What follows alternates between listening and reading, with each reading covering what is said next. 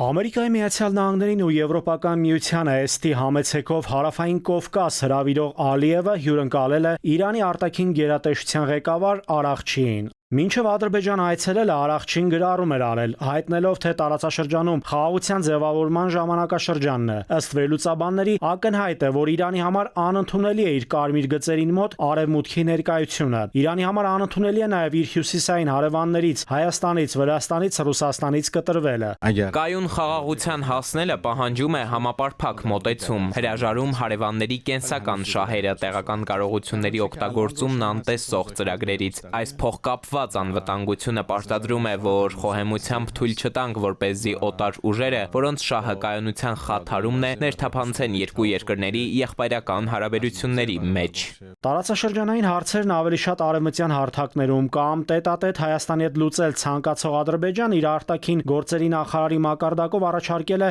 Բաքվում անցկացնել 3+3 ձևաչափով հանդիպումը։ Բայրամովը հայտնել է, որ այդ ձևաչափով վերջին հանդիպման ժամանակ Հայաստանը Բաքվի առաջարկը մերժել էր։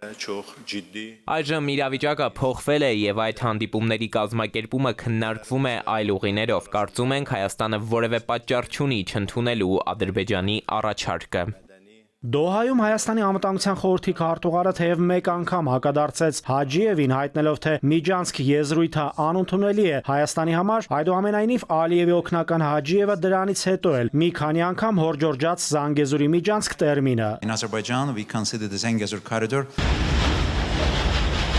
Հացահատիկային դիվանագիտությունից հետո հիմա էլ Ադրբեջանը Հայաստան նավթ ներմուծել առաջարկով է փորձում տարածաշրջանային խաղերում հօգուտ իրեն խնդիրները լուծել։ Ըստ վերլուծաբանների, սակայն ակնհայտ է, որ Սյունիքով անցնող երկաթուղային ճանապարհը առանց Ռուսաստանի եւ Իրանի մասնակցության շահութաբեր չեն։ Անունը լինի Թրամփ կամ այսպես կոչված Զանգեզուրի Միջանցք, նույնն է, պարզապես անունն է փոխվել, իսկ դա Իրանին մեծ հարված է։ Այնպես չէ, որ Իրանը մոռացել է Իսրայելի 12-օրյա պատերազմի ժամանակ ադրբեջանական դավադրությունը։ Ըստ քաղաքագետների հիմա հանգամանքներն են ստիպում, որ Իրանը լուռ մնա։ Դրանք իհարկե նույնիսկ կապացույցներ